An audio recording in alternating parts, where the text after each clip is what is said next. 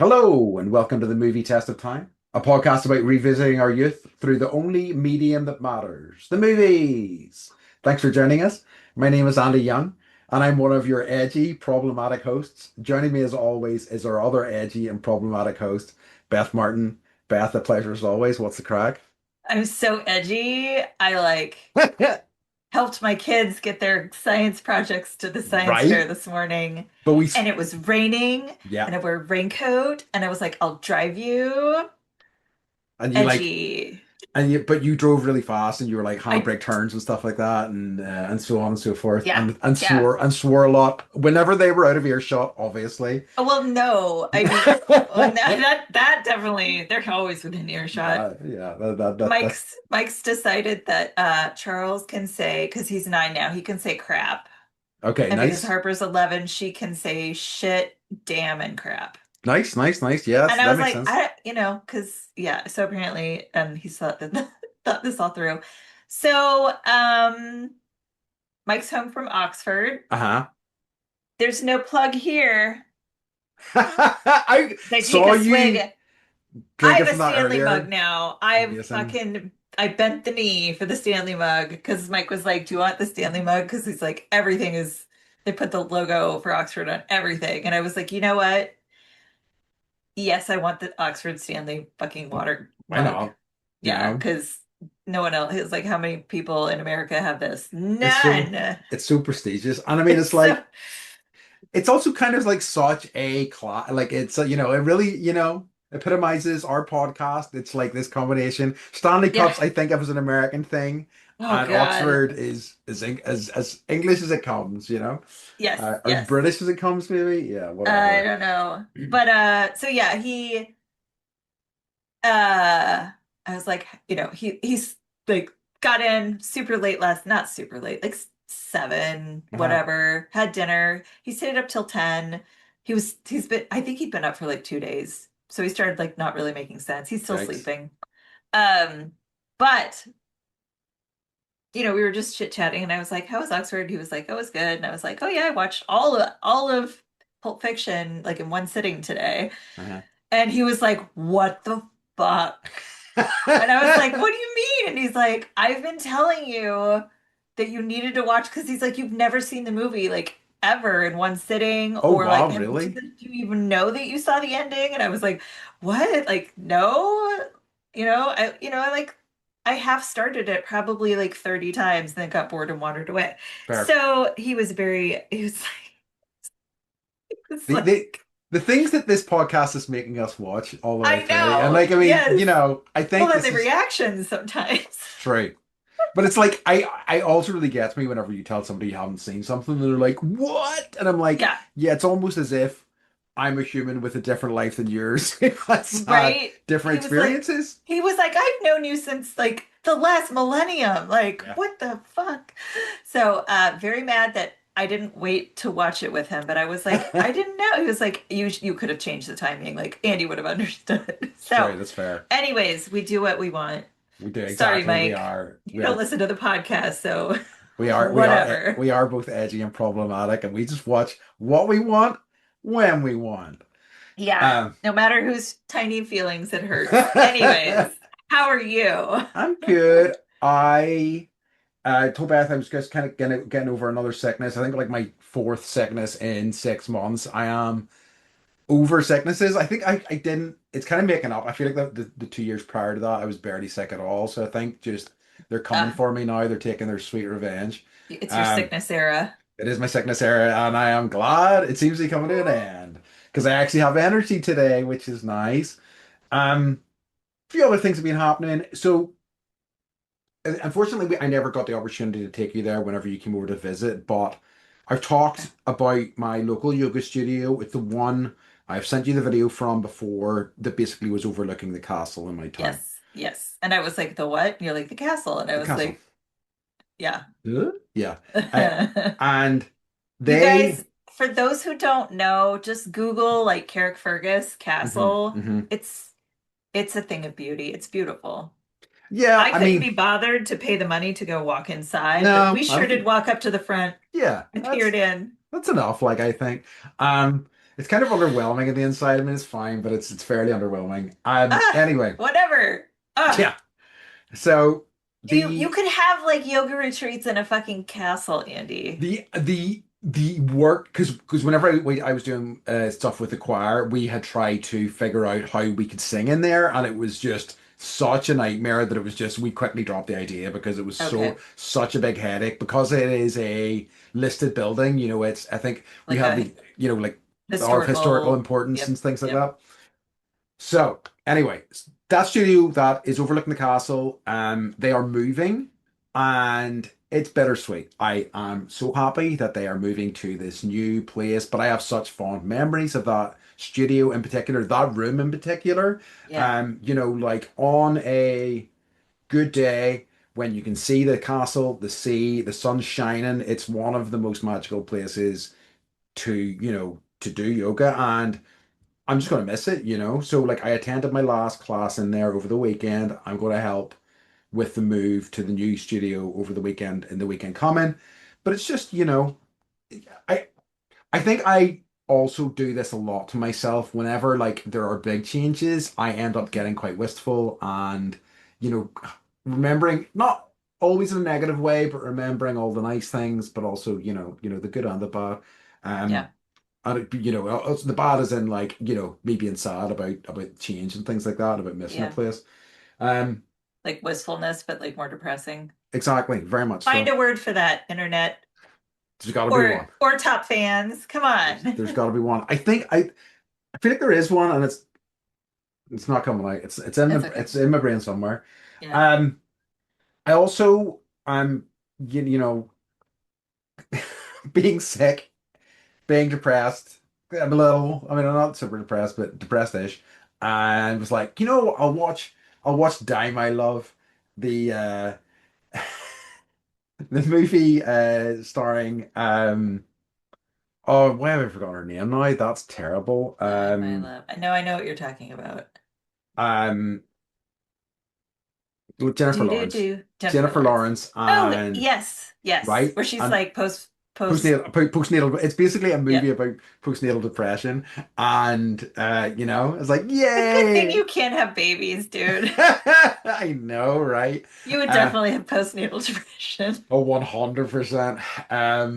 So like, but really good movie, but also like a tough watch, and also it's like one of those things where um I think like she in particular, the director Lynn Ramsey is very good at like depicting things without maybe kind of like not an obvious way, so like by the use of camera angles or Yeah. lighting or whatever, and it's such a kind of like insight into somebody's mind without being very kind of showy about it. So like a wonderful piece of filmmaking and a movie I'm glad I saw, but yeah, it was a tough ride. It really was. It's, Who's her? It's her and Robert Pattinson, it right? is. Mm-hmm. Or Pats. Uh-huh. I'm not gonna ever use that again. Sorry, dude. Um, Also, Nick Nolte, like it's just a oh, sprinkling of Nick Nolte. He's not in it much, but he's great when how's he's he in it. looking? Old as shit, Okay. but Yeah. he like because he's doing a thing where he's like he's playing this kind of old sort of kind of frail sort of guy, Mhm. and he does a very he's very good, and it was nice to see him, I must say. Have you ever seen The Prince of Tides? I haven't seen it, no. We might want to add that to the list, Okay. actually. He's it's a really good movie. He is so good in it. So it's like and he plays a very sympathetic character, dealing with some very hard issues. The book is better than the movie. And it's him and Barbara Streisand, but it works. I don't know. I was gonna say Uh, that's a Barbra Streisand movie, so that's yeah, whenever we do yeah, our Bob it's season. really good. And he also has this house, in the like low country, meaning like, I don't know if it's like the Outer Banks or something, but like the beach house is right on the ocean and they're all like frolicking, and it reminded me of my childhood, and I was like, that's the house. That's the house that I want to live in. Okay. Wherever it is. Like I'll Okay. buy it. Not really, Okay. but yeah, yeah, yeah. I love it. Yeah, yeah, whenever we do our Barbra Streisand season, We have Streisand? to. Streisand somehow. Stress. Yes. That became there. Like I'm certainly she's only directed a handful of films, but she's appeared in many, many films, I think, Yeah, hasn't? she gave up directing because like Yentl should have won an Oscar for best something. She should have won something. Uh yeah, basically she's directed enough, but and they're good because I read her I was gonna 4,000 say, page autobiography. So yeah, she gave up directing because she was like, no one is gonna, no one likes a woman director. So is it Barbara Streisand who has the mall where she can just like it's like mall just for her where she can go and pretend to be a normal person? I don't. I'm no, but I need to know more about this. Yeah, I feel like there is like some sort of actress or singer, some like massive celebrity who has a mall that they like actually hire people. Whether this is apocryphal or not, I don't know. Like they hire people to be like, shoppers who will just like shop and not bother the celebrity so they can feel like a normal person. And I think it might be her. I mean, she probably would have mentioned that in her autobiography, right? She has a shopping mall in her house. Oh, it is her then? Barbra Streisand's own shopping mall located in the basement of her Malibu home hosts tiny storefronts. So yeah, and It is her. there's a late show with Stephen Colbert episode 2 years ago, shopping at the tiny mall in Barbara's basement. Okay, I will watch this and report back. Right, okay, so we'll get an update on I'm that. I'm so excited. This is the shit I love, Andy. Oh my Right. God. I just love Okay, hearing stuff like Barbara this. Streisand Mall. And it Barbara. feels like, I mean, like based on what I've heard about, because you really enjoyed her autobiography, right? It was a, I mean, I did.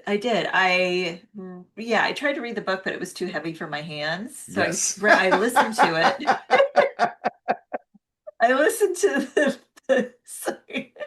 I I like making you laugh. I like the good chortle from Andy. Oh, So yeah, so I did the audiobook and it took me like 4 years to listen to it. But yeah, she's had quite a life.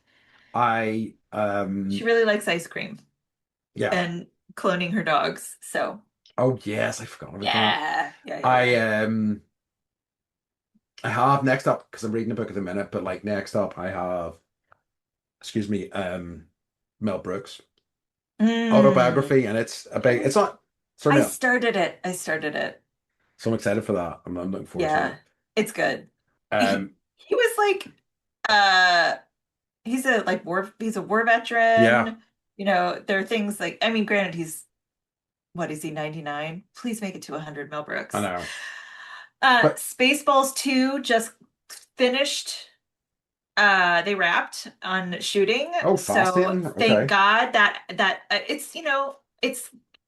it's kind of like we're getting to you know, I'm sad that Robert Duvall just died. And he was Yes. like one of my favorite actors. And I just like one of my goals in life was to meet Sean Penn, which worked out. But my other goal was to meet Robert Duvall, like in Hmm, terms of like hmm, favorite male hmm, actors that I hmm. respect. And I that didn't happen. And I'm Uh, sad about it. But I have yeah. his I have his autograph. So Um. Yeah. That I know that was really sad. That was a tough one. Like I thought like I do hope Mel Brooks makes it 100 though. I remember people yeah. talking about how incredible Betty White's comic timing was that she nearly made it 100 and died like a day beforehand, and like Yes. basically all these like publications had all these things printed up ready to rock, for Yes. Betty White hits 100 and then she just Yes. just and Nope. it's like that's good, it's good Yeah. stuff, Betty. um yeah, the thing, like, so there's a whole thing with Mel Brooks as well. I don't know if you know this, and I'm sure I'll find out a bit more about this in his autobiography. Like he produced a load of like filmmakers kind of like important films in their career. So like both for David Lynch and Cronenberg, I did not he, know that. but he wanted his name kept off the movies because he was like, I think you're incredible filmmakers, but I think if my name's on here, it will like be to the detriment of the film. Like it will like make it seem like it's a comedy or silly when it's actually not.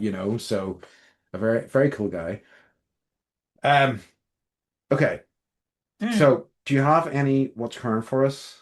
I do. So we have our top fan, Hmm. and I have not talked to you about this ahead of time, but Okay. usually like once a week I'll get a message and it's t always titled Bendy Ketchup. Uh-huh. So I feel like Oh yeah, I it's get similar time. I feel like it's time to like uh allow our top fan to have his own section. section called Bendy Absolutely, Ketchup. you'd love that. Okay. So this week's Bendy Ketchup from our top fan. Love you, buddy. Great. Okay, so Andy and we not accidentally, we watched the movie True Romance. At some point you'll get to hear that episode. Uh-huh. But as part of our Samuel L. Jackson week, and then we realized that he was only in it for 3 minutes. Hmm.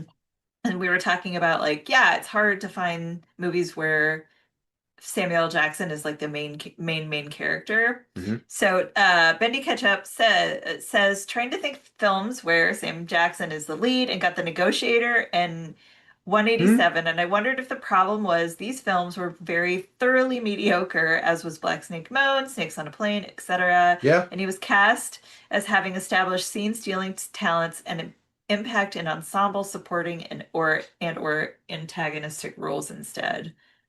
I think I that's a really good observation, and I think what's interesting about him in particular is that like he's too charismatic. Like I could be a leading man. I think like leading men have to be a little bit like every man a little bit bland, and he's too interesting for that. So I think that he's never because He's not dadcore. he's not that core. Oh, I've No. had I have thoughts on that core actually. Okay. Ooh, ooh. Okay, good. Let's just do it now because like I feel like because like I was talking a little bit about not knowing what the name should be, but I think you came up with a name for what it should be, like in terms of this idea of dads who want to watch movies where they're like, oh, you know what? If I walk through a different door, I could be this guy. It should be called Dadcore, as in DADCORPS. Yes, Right? That's what the it should way be I was called. Yes, incorrectly spelling it before. that's how it should Okay. be. Yeah, so All that right. we should land on that. We're gonna watch out social media because we're gonna spell it wrong. Right? Oh, the right way. And watch out for our Dadcore t-shirts. Um, I can make that happen. yeah, I know. Yeah, that's All true. of our merchandise needs a refresh. Yeah, we Yes, have it on our website if anybody wants to buy anything. it's true. It's true. Um, okay. Mhm. Any more thoughts, or should we get into this week's episode? I'm just gonna say I've never finished this movie. Okay. The So, mo then the movie that we're talking about is yes, Pulp Pulp Fiction. Fiction. Maybe you're expecting true romance, but nah, you're Haha! getting Pulp Fiction instead. Trust us never. Yeah, exactly. We made a fool out of We're like, you. watch this movie for next week. And we're like, just kidding. Yeah. No, we'll mostly be on point the rest of the time, but these things happen. Um, and this is a movie that I think does Samuel Jackson so much more justice. I mean, certainly, Yeah. probably the movie that really like kind of launched him into full stardom. I think it was this and another one of the Spike Lee movies, the name of which escapes me right now. But like he is sensational in this. He's so good in it. He's just so watchable, and you kind of miss him when he's not there. I think in a lot of ways. Yeah. And I started to get worried, like, halfway through the movie, and I'm like, where is he? Are we gonna have 10 minutes of Samuel L. Jackson? Hmm. And then, the last chapter or whatever, I was like, okay, and it ends with him and like his whole you know, God speeches and Yep. trying to yeah. So, okay, quick synopsis. Hmm. I'm in a so Sumitra. I apologize if I'm saying your name incorrectly, but this person wrote a quick synopsis on the IMD web. IMDb. IMDb. Sorry, blah, blah, blah. Uh-huh. That's a hard one. Okay, well, my own synopsis, I just wrote ball gags. Yeah, it was ball gags. Ball Wow. gags. That's what it's about. Not really. So, Jules and Vincent are two hitmen who are out to retrieve a suitcase stolen from their employer, mob boss Marcellus Wallace. Um, Wallace has also asked Vincent to take his wife Mia out for for like a not a date, but like go take her out of the house Mhm. while he's away. And then also this other character named Butch, who's an aging boxer who's paid by Wallace to lose his own fight. These lives, the lives of these seemingly unrelated people are woven together in a, end of series of bizarre, funny, and or uncalled for incidents. Yeah, certainly some of them are very uncalled for, yeah. Yeah. Um, Oh, hence the edgy the edgy yes. top, top of the Yes. episode. Um, so, I'm really so like Beth, we were talking about this ahead of time, or we were talking about it in the episode, who knows anymore. Like Beth has not seen this all the way through. I'm kind of really eager to get her kind of final verdict. Obviously, we're gonna get there. We're not gonna Yep. rush into it. Nope. Um, Did I make a final verdict? Oh yeah, I did. I did. okay, perfect. And I if not, I'm just pretending. I feel like for me, it was like it has been a long time since I've watched it all the way through. It would have been one of the few, not few, but one of the VHS tapes I would have had, Yeah. and I would have ended up watching it a lot. Probably ended up buying a copy on DVD eventually Yeah. too. But We have a DVD copy. I'm not a big one on like renting or like sorry, not renting, rewatching films. Like I tend to just prefer to like see new stuff if at all possible. Like So you have a there's podcast where you rewatch films? I know, right? But it's good for me because it does make me like go back and I look at these things I never would have otherwise. Yeah. I mean, there's various things like for a while there, the Marvel movies were such comfort movies for me, and like Star Wars and things like that. But like by and large, I just had no real appetite for it. Like, um, but I think so. This is probably the first time I've rewatched this in about 20 years, and like it's absurdly watchable, I think. I mean, like, we can talk a little bit about the content and, the structure and things like that, but I think, you know, going through it again, with the benefit of hindsight and thinking about the sticking part of so much of this film, it's kind of staggering. Like the amount of like things that are still memes that are still kind of referenced, it's nuts. There's so Yeah, much of it, there and is. you know regardless of what you think about Quentin Tarantino as a filmmaker, especially these days, I think that like what he made here was like seismic. It was like the impact it has left on Hollywood it's still impacting Hollywood. Um, and yeah, it's kind of really kind of fascinating going back to it and. As I say, through the lens of the memification of so much of this film and going, Hmm. how does it then hold up even in that framework? Hmm. I, yeah. So I didn't quite know that this was like, I think this, other than like Aliens, this Hmm. is Mike's probably second favorite movie. Okay, nice. Because last night he's just like, he couldn't, she was just like, you did not wait for me.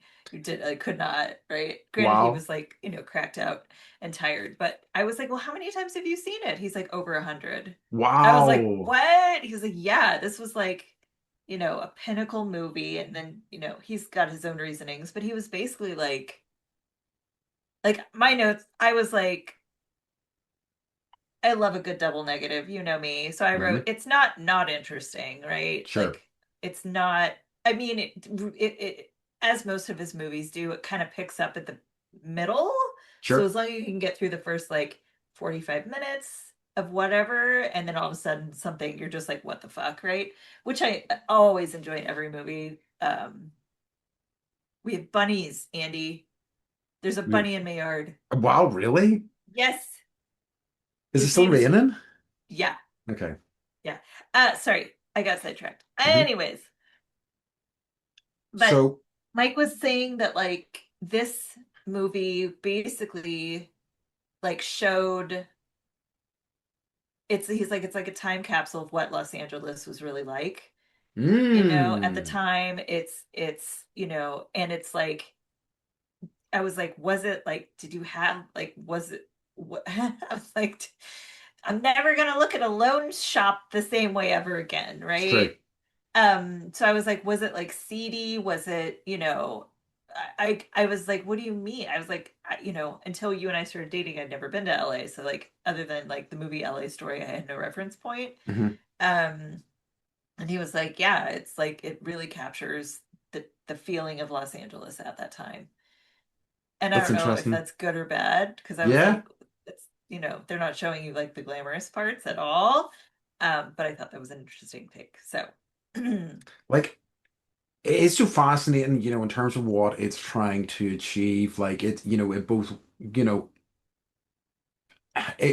because like at the start, and I feel like in so many other filmmakers' hands, this would seem really kind of hackneyed, but like yeah, the pulp thing, yeah, talking about the pulp as in the nature of like paper itself and also the nature of the entertainment and being like this is supposed to be this trashy exploitational sort of like content anyway. I mean, yes, like it feels like, in terms of like a tone setter, it feels so risky, but like he really kind of threads the needle quite nicely in that it is, ultimately a fairly trashy film in terms of like its subject matter, but it really it threads everything together really intricately and in a yes, really fascinating way, yes. and like it's quite an achievement, I think.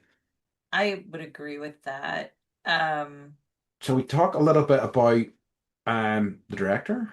yeah, can I just circle back to what you were Sure. saying about how like the memes and there's still so many like references to this film in all things, and it's Yeah. like, all the electronica I ever listened to, I'm like, oh my God, that's from Pulp Fiction, that's from I heard probably 10 different things that someone said where I was like, that's been in a remix song, like Yeah. a lot, not even just electronica, like, It yeah, like so much, yeah, like just in terms of like even like, you remember like back in the day you would get like skits between like songs or like intros, yes, even things like yes, that for like yes, all sorts of music. Like it was nuts, yes, absolutely nuts. yes, yes. Um, I remember. Okay, sorry, yes. It's quite all right. I know I was going to say, I remember like Fun Loving Criminals and things like that having been Uh-huh. heavily influenced by Yes, this, and so yes. on. I even remember like, I want to like, obviously, when we get to the kind of music section of this, I want to talk more about this genre. There's some really interesting stuff there, but like, um, I think that I've completely lost the thread of Your idea? That's my idea. cool. It's All fine. right, It'll all come back right. to me. All right, let's talk about Director. the director, Quentin Tarantino. Who's the director? Oh, Who's this guy? Have you heard of this ah, guy? Have you no. seen this guy? Have you heard about this guy, Quentin Tarantino? Um, like it's you know, it's funny because it's like it's one of those things. When I was trying to write something down about him, I just feel like he is so well known. It's like, what is there to say? Um, I feel like it should be noted. I suppose because I kind of lived it, I saw this film in the cinema, and it was such a formative experience for me because like I really shouldn't have. It was what 94, and I was like 15, and this was an 18 film, and I got in anyway. Yeah. So So we like, were like just between like secondary school, right? yeah. Yeah. Exactly. So like I, snuck in, and so this and like Seven, You were just like, what the fuck? yeah, Oh, seven, yeah. That was right. I, Same around the same time. sort of time, all such formative movie watching, and like I think what, because like I was, reading my film magazines and things like that, and I was dying to see Pulp Fiction. I think I had seen Reservoir Dogs on VHS beforehand, and I was just like so ready Uh, for it. yeah. So it's just so important to me, so like, but I guess there are plenty of people who don't really have, an understanding of him and who like, and sort of the importance of this film. But like he had only really done Reservoir Dogs before this in terms of like we've talked a little bit about he has written scripts, or he had like worked on scripts prior to this, Yeah. but this kind of launched him into the stratosphere. It was so enormous. It was like the only film anybody was really talking about that year. It just blew everything else away. And yeah, it's just like it's what I think, made him the director that basically everybody knows. It was like Yeah. so seismic. Yeah. Um, and And he put himself in the movie. he did put himself in the movie, and I want to talk a little bit about Okay. that, and like just his Yeah. dialogue generally. Yeah. But huge, like absolutely huge. So yeah, I mean, like, I don't know that I'd be saying anything new about Quentin Tarantino, but I think it's worth pointing out just how, like, for a director, I think very few directors, even extremely successful ones, have movies that are quite as big and impactful both for moviegoers and both for the culture. Yeah, And absolutely. it's staggering to think about. So yeah, this was, absolutely his, again, launched him into the stratosphere. Do you think this is his best film? No. Okay. So we're probably gonna have get to do a Tarantino month at some point. Yeah, I think so. I think there's some interesting stuff to talk about in there, Yeah. I think that yeah, it's so hard to like, you know, take a step back and just kind of like examine this as a film. Do you know what I mean? Like it Hmm. just feels like such a cultural thing, like just this like cultural signpost that has just been like set down in 1994, and it just like Yes. time and existence kind of moves around it, in such kind of odd ways. Yes. It's mad. It's completely mad. But yeah. Um, yeah. So I can give you a little bit of information about Tarantino. Hmm. He basically, you know, I think it's harder, and I think more maybe we're recognizing that, you know, it's who you know or who your parents are, right? That gives you a little bit. I don't want. I hate this like whole nepotism conversation Yeah. because this is how Hollywood has always worked, and Yes. someone said nepo babies, and then it became a thing. Yeah.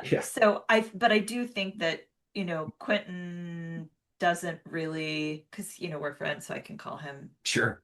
Quentin. Um, I call him San Quentin. It's just a joke we have, he and I. Not really. Anyway, but he didn't have film training. He was an unknown. Yes. He was working with, so he and Roger um, Avery. Avery worked together at the Video Archives, a video store in SoCal, Hmm. and they were just like, maybe we'll write some scripts and put some pen to paper or whatever. But he basically said, like, I didn't go to film school, like films were my school. Yeah. And I think that's an actual quote that he said and that I didn't Yeah. botch at all. Um,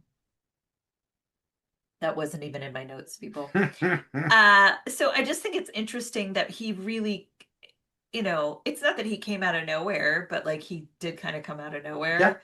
He did. And, he's honest about the fact that he copies everybody and has copied everything he's Yep. ever seen, but so does everybody else. Yeah. So I appreciate, the homages to all of the different things that he likes or thinks are interesting, Elvis and rockabilly music, and Yep. the way that it does see Los Angeles, and Los Angeles is its own. We could just have a podcast about that Yeah. city, but it's just I yeah, I as a filmmaker who you can watch a movie and know exactly without knowing who wrote or directed it. You could be like, I know who wrote directed this, Yes. which I like. No, absolutely. I mean, he stylistically he is very singular. I think I mean, like there are definitely other directors who've tried to ape his style, and some do okay, but Yeah, it always feels like too much of a rip off. I think, yeah, yeah. Um, yeah, I So, I just want to talk. Can I talk a little bit about like how they came absolutely. came up with the concept for the movie? So, they originally wanted to create like three short films with three different filmmakers. So that would be Avery, Tarantino, and they had a friend named Adam Rifkin. So they wrote what would have been the first of the trilogies, and it doesn't matter. Anyways, they had these two other movies, one of being Reservoir Dogs, and the other being True Romance. They weren't quite sure what to do with Pulp Fiction, but Avery and Tarantino kept moving it. It was they titled it the Black Mask Right? originally, based probably on, I'm guessing, the Gimp, maybe. I don't know. Uh, after so there was like a crime fiction magazine called that was like very Hmm. pulpy. Um, and then they were like, no, let's add more layers. And Avery created the basic idea for the Gold Watch storyline of Pulp Fiction, which, Hmm. is kind of like things happen because Bruce Willis's character is like trying to find his dad's watch that was passed down from, grandfather, great grandfather to grandfather to his father, and it was now his watch. And, you know, everyone was sneaking it around POW camps in their assholes. So Yeah. there's no kind way I can say that other than the way I just said it. So I don't know. I think it's just a lot of my guess is they're probably getting really high and like writing stuff down, and here we are. I think that like, you know, there is a, that idea that like auteur theory is completely ridiculous. And I think it is like, and it's all about timing and place and like Yes. the people that you meet and the talents that they bring to something. Yeah. And I think that like as I kind of looked at this, and I was also, music in particular is so important, and like to this Yeah. like hugely important, and it's another thing Yes. that kind of just changed the game completely. Um, so It like brought I back a genre too. I think that very much so. either people had never heard or, you know, An absolute revival, I think, of like a few different kinds of music, I think, and so I think that like there is something about that whole mixture and like and also just like timing and luck in terms of like making that thing work, and like you say, going through a few drafts of what this thing might look like, and then it just kind of like fitting together.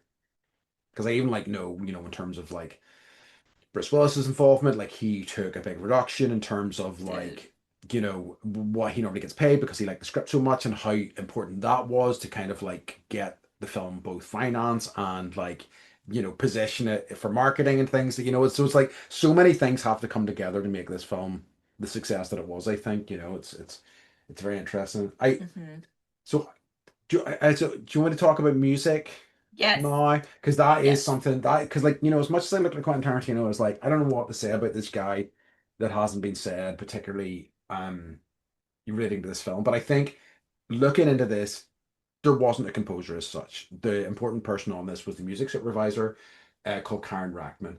And I thought this was and this is something I'd never really looked at before and I find way more interesting. She's one of the most influential music supervisors of all time.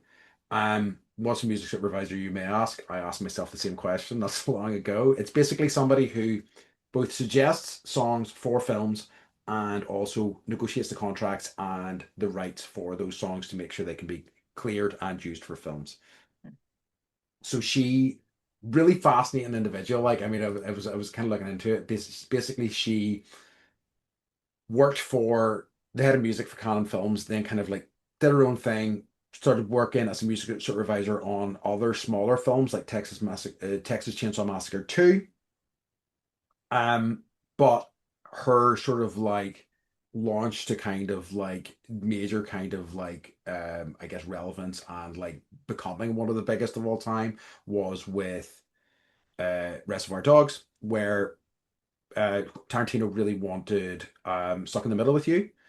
Um, the guy that he was, or the person that he was working with, couldn't make it happen. He met her, she made it happen, and they just Ah, had this connection then, and then she continued to kind of work with him in his films. But like the soundtrack for like Pulp Fiction, the soundtrack for like Reservoir Dogs as well were so successful that they ended up also helping like fund the film and things like that as well. So yeah, it's really, really like she became then like off the back of this, this the soundtrack for this alone sold 4 million copies, which is I insane. had I had the soundtrack.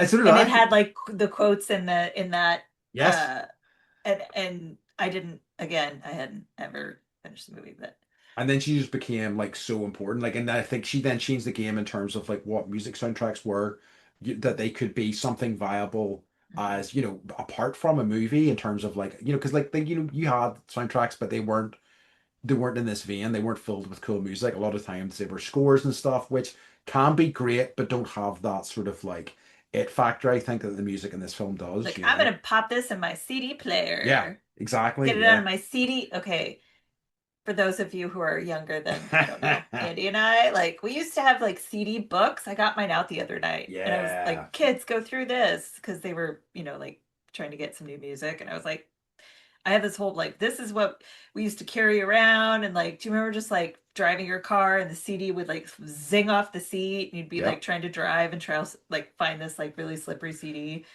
Ugh, Yep. yeah, All too well. I yeah, don't I don't miss those days in some ways, though in other ways I do miss them because, then we owned the music that we right, liked right. rather than whatever the fuck we're doing these days. Yes, it's weird. That's so interesting. So do they did they continue to work together? They seemed like they did, like, but I think she then became, because she did this and Reality Bites in the same year, and both of Oh them were like wow. I had massive. that CD too. And then she went on to do like tons of other stuff. So I think like she did some other work with him, but then went on to become like one of the most kind of sought after musical supervisors in the industry. So I think she just did tons of other stuff. Amazing. Um, so I think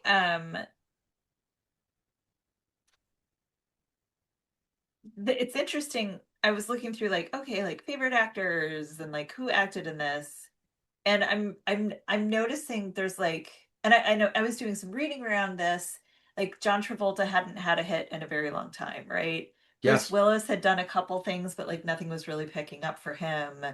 Um, I'm not sure about Christopher Walken. I feel like he's a gift and anytime we get to see him, but I feel like whoever the casting director was, and they did a they I just, the fact that we got to see, like, I remember it being such a big deal that like John Travolta danced in this movie Yeah. because he was in Saturday Night Fever and Yep. like he spent a year getting ready for that and like he's a phenomenal dancer and that was like such a big deal. Because this was like, because like he was coming off like the Look Who's Talking movies, you know what I mean? So like he It was like was, look who's talking too, yeah. right? So like Just he on was that. still about, but he wasn't his star was like kind of like going down, and this Yeah. just like picked it right back Yes. up again. Yes. And it put him in, put him in a role. And it's like now I'm like, you see the stickers of like him and Samuel L. Jackson's character, and Hmm. it'll just be their outlines, but like who it is, right? And so Even putting them together oh, in these scenes, just iconic. Like it's I just, yeah, and good there's casting. the clip of him, going into Mia Wallace's house and like looking around confused is still used as a I don't know what the hell's going on sort of Right. meme. Yes. Yes. I also I was watching something or listening to something, I can't remember, but it was like, there's a scene where uh John Travolta is like buying heroin and then he fixes the heroin and then he takes the heroin Yeah. and it's like everyone who has done heroin in that time period or after, like that's their reference point for how to do heroin. Yeah. It's Yeah. I like, thought that oh, was I so learned from interesting. watching Pulp Fiction. Did you tell me that? No, but I feel like we talked about it before, but like Yeah. it's so interesting to me that that was so influential in terms of like heroin Yes. use. Yes. It's wild, And truly yeah. wild. Yeah. And I was trying to think there was a shoot, I'm not going to go there because I can't remember the movie. But it Okay. was a Gus there was a Gus Van Sant movie, Hmm. Drugstore Cowboy, Yes. Hmm. that was filmed in Portland, Oregon, where I Hmm. used to live. But that I thought was like at the time that was like kind of the most like referenced like I don't know. I don't know when it came out. I'll stop talking about that. But all to say, there's so many good like Ving Rhames was in this movie. Yep. God rest his soul. Oh, Miss that man. stacked. R.I.P. Cast is absolutely stacked. Like it It's really is. yeah, and it's just interesting uh how many other, like there was the heroin dealer was written for John Cusack, but he turned it down. So it's like there was, it was just interesting. I feel like, you know, it really casting really does matter. Yeah. And this was like, other than one character that we can talk about, this was perfectly cast. Yes, 100%. Um, so we chat a little bit about it. I'm Yeah. also wary that like the time looking at Oh, the are time we already, blah? I'm like, yeah, Oh, wow. we're Okay. good. But like Blah, blah, one of the blah. things I noticed that I have not spotted before, there was a few different things, was that Danny DeVito was an executive producer of this, and apparently had a huge part in getting it made. Like he like shopped it around to like lots of studios because a lot of people find it Seriously? too violent and Graphic? things like Yeah. that. And apparently it had like a really kind of solid career as a producer like throughout the 90s and into the 2000s as well, which is He fast because appears, he and Rhea Perlman, I know they're still married but not together anymore. yeah, I just like when they appear, it's always such a treat. it is. It is. And Um I love that now I know he's like working behind the scenes. yeah, it's great. Like it really is nice. Um I think like I in terms of things that I don't think Javi is great is like I thought the dialogue is zippy and it feels like you know, vital and like alive, but I feel like the kind of casual racism really has aged terribly as Yeah. a sort of like, look how kind of cool we are. Yeah. It feels very kind of like it feels a little try hard, I think, or maybe a lot try hard, but like it, you know, and maybe that is how some people talk back then, but it I feel like it has aged pretty terribly. I think the only person that can say anything like that that's allowed to absolutely do whatever and say whatever he wants is Samuel L. Jackson. Yes. So, but I other think than that, yes. no, no. And like as they start making turn for him, and like he'd appeared in plenty of things before, but he is just so charismatic in this, and like he is just like I think putting the two of them together, like you say, and like them talking is just like it is cinematic gold. You just like it's so here and there, hearing his writing or Avery's writing coming out of their mouths is just magic. It really is. Yeah, agreed. Do you want to hear a few facts? Absolutely. So,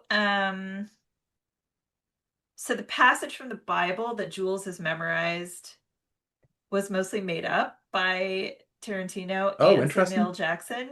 So the first part about the righteous man and the tyranny of the evil men is not real, which almost makes it better in my eyes. Yeah. However, the second half, and I will strike down upon thee with great vengeance and furious anger.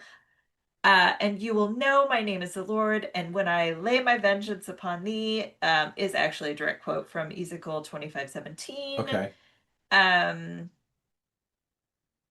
so yeah.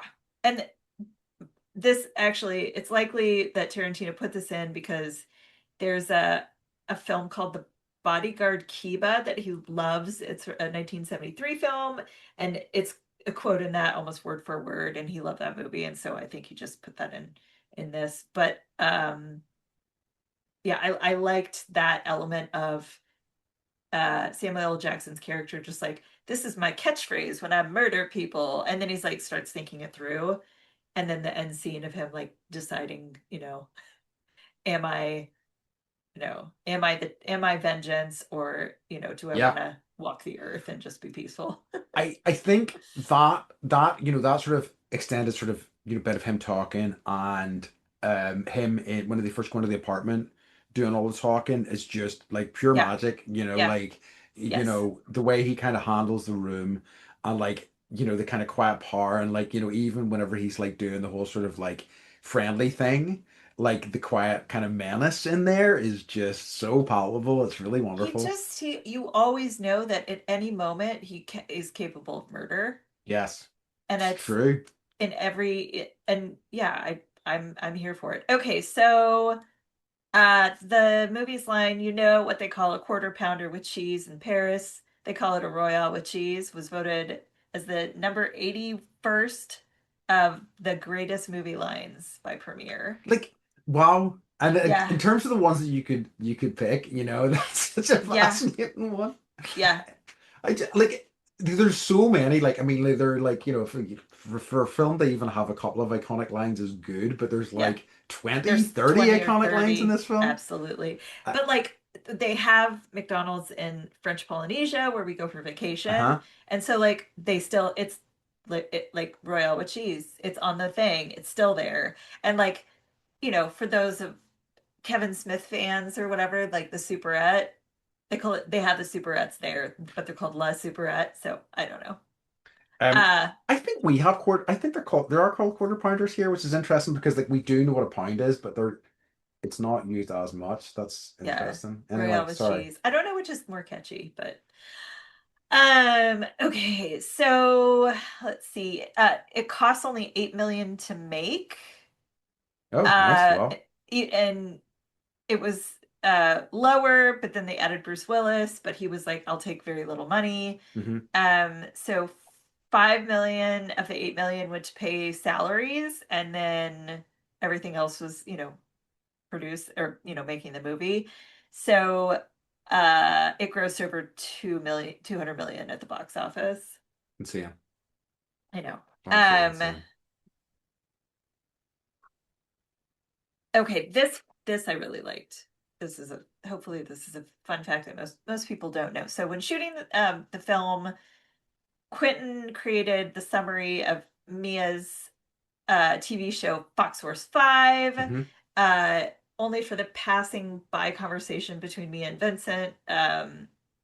And it was Uma Thurman who was actually like, Quentin, you could actually make that into a movie. So between takes and like between rehearsals, um, he made a full movie based on the Fox Force 5 characters. And that became the story and the script for Kill Bill. That makes sense. Yeah. Yeah. Okay. Yep. Love it. Yeah, Yep. because I remember hearing that they were like talking about um the whatever the project the working on a project together for ages, but I didn't realize that was the direct influence. But yeah, I can absolutely see Yep. it. It's Uma. That makes sense. Thank you, Uma Thurman. I know, I love it.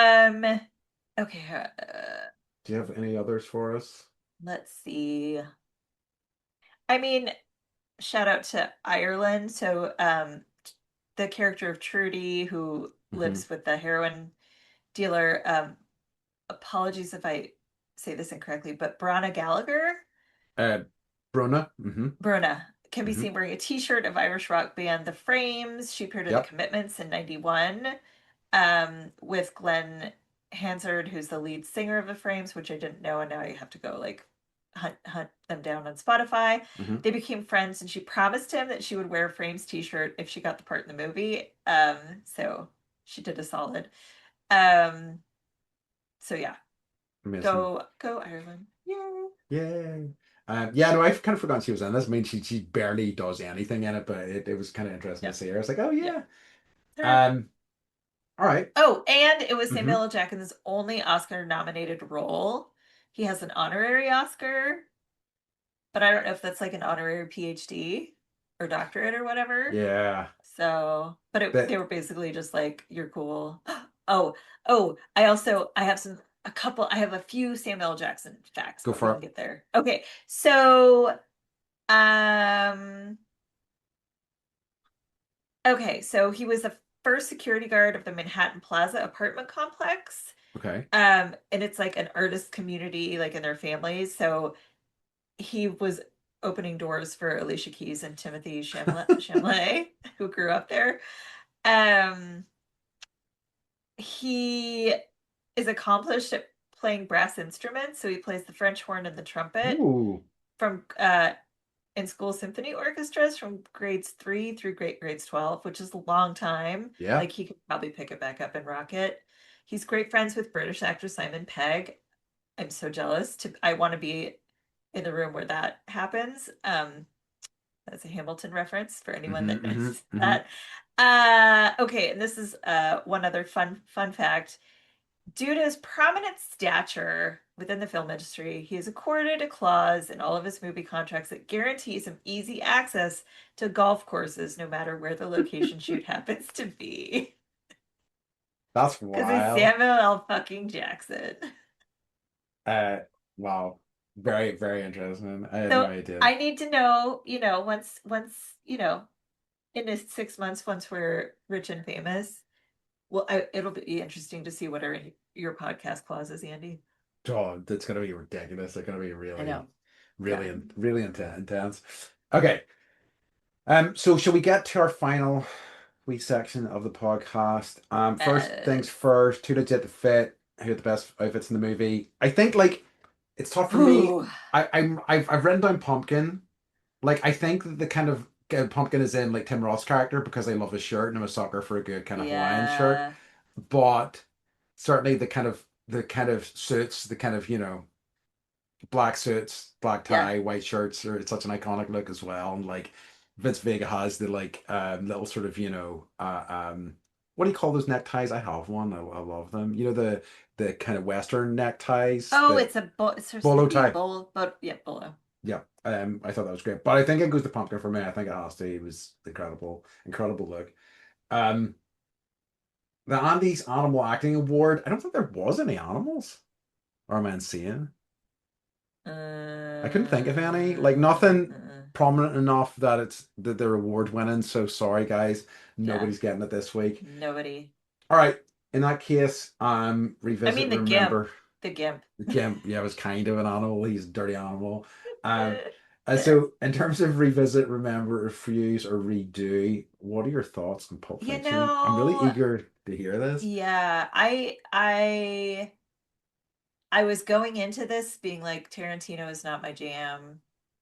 This is a pointless movie. It doesn't Hmm. have a fucking point. I left it being like, I would absolutely watch this again. Yeah, love it. Love it. Yeah. Yep. So I not saying I agree with him as a human being because Sure. I love me some Paul Dano. Sure. And also I did not appreciate his character in this movie. You. I think it could have been better cast. Sorry, I- Quentin. I'm Yeah, sorry, that's but true. like, yeah. I wonder how indicative it is of him as a person that, like I think it probably speaks to he's that sort of guy. Yeah. I mean, I I appreciate it when it's like Stan Lee just making like a 30-second appearance or like he's on a newspaper. yes. Like a little homage to yourself Yes. is fun. Like, Alfred Hitchcock did that too. Um, but I I don't I love I prefer him as a director, writer, and not as an actor. I yes. don't know. Maybe I'll rewatch From Dusk Till Dawn and Uh I hmm. just want to That's an yeah, interesting I one. know. Yeah. I know. His I don't know. Not Um my no, yeah, I think can't yeah, think I of think him. you're right. He's definitely better as a director and writer than an actor for sure. I Yeah. think this is an easy revisit for me. Like even going into it, I was looking at the runtime and you know how much I hate a long runtime these days. I was like, for Yeah. fuck sake, this is Uh-huh. fucking nearly 2.5 hours. But it was a easy breezy 2.5 hours. I thoroughly enjoyed it. Like sometimes if I'm really kind of like tight for time, I will like second screen a movie, but like I was thinking about this, like, but I really enjoyed it. And it was, yeah, it just a great, just like really kind of, in terms of like there are some nuts things in there, absolutely nuts things in there, some violence and some like other kind of unpleasantness, but like it is just a really energetic, really kind of like Yeah. vibrant, kind of place to spend a couple of hours. So yeah, definitely an easy revisit for me, I think. I and also like you were talking about like the dialogue between the characters which I loved, but also the Yeah. dialogue of the characters juxtaposition with the actions that they then perform Yes. that have like you see them as human beings because they're having conversations and then you see them as different human beings because they're doing horrible things and it's just like that was such an interesting you know I don't It, even know what. it, Yeah, that it's just I think that's a Quentin Tarantino style thing, I yes. think, And I and I think like I'm here for it. I think they feel like more complete people in both, the horrible and the good ways, and I think that's something that like felt fairly fresh at the time. Certainly it has happened before, but like I think it felt very kind of warts and all in terms of Hmm. like the portrayal of people, and I think that was a rarity. But Yeah. yeah, but yeah, fascinating movie, and one I'm glad we revisited, and also nice way to kind of cap off our Samuel L. Jackson season because he is absolutely spectacular in it.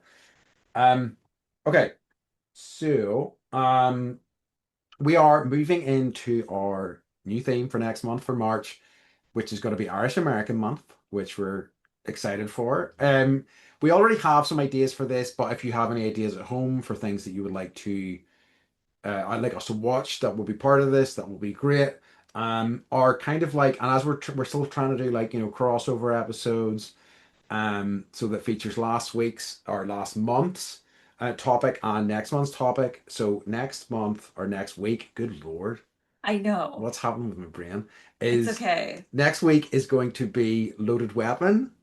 And if you're like, hold on a minute, Andy, how is this Irish American? You've got to With a tune in crossover with with a Samuel L. crossover. Jackson. You've got to tune in next week to find out. Um, so yeah, so if you want to watch at home, our next movie is going to be Loaded Weapon. No, sorry, National Lampoon's Loaded Weapon. Loaded Weapon 1. Loaded Weapon 1, yes, which we'll talk about next time. Um, okay, Beth, can you tell everybody where they can find us? Yes, you can find us at bendypodcast.com.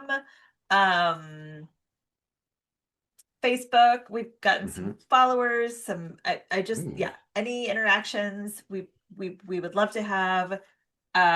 So thank you for all of our new followers and yeah, listeners, and um you make this fun for us. So we very love the much so. comments and ideas and anything, just throw it our way. We're here for it. So Yeah, thank you for amazing. being here. We love it. Yeah, very much appreciate it, folks. All right. In that case, we have reached the end of this week's episode, and as always, we'd like to remind you to stay